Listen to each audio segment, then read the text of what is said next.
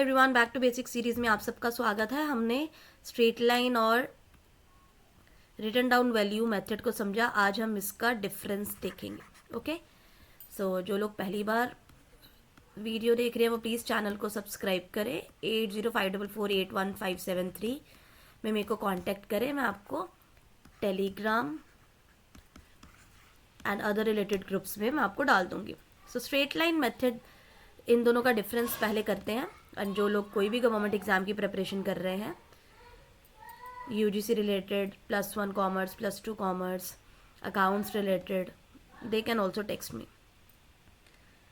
First difference is basis of charging depreciation. कहते किस पर डेप्रिसिएशन चार्ज करी जाती है? स्ट्रेट लाइन में ओरिजिनल कॉस्ट, मतलब जिस पर बाय करा है। ठीक है जी।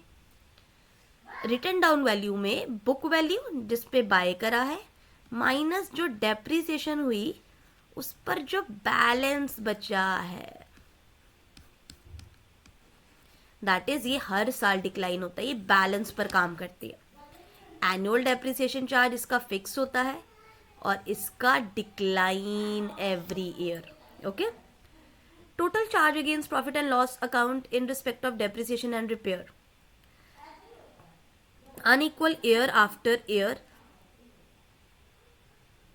it increases in later year, almost equal every year।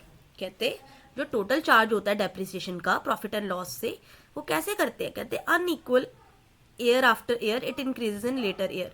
Basically इसमें आना चाहिए था, हाँ, क्योंकि जैसे हमने 2000 करा तो एसेट के अकॉर्डिंग तो वो 2000 जो 2000 है वो कम भी हो सकता है, ज़्यादा भी हो सकता है प्रॉफिट के अकॉर्डिंग। ठीक है ना, मतलब ये प्रॉफिट को नहीं मद्देनजर रखते, जितना डेप्रिसिएशन है वो फिक्स प्राइस पर ही होता है।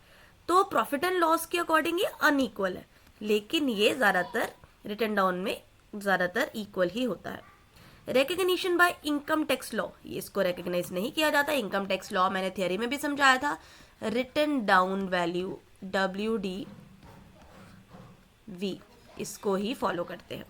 सूटेबिलिटी, ये कब है? जब इसमें मतलब बेसिकली एसेट की जो लाइफ है वो थोड़ी है, 3-4 साल।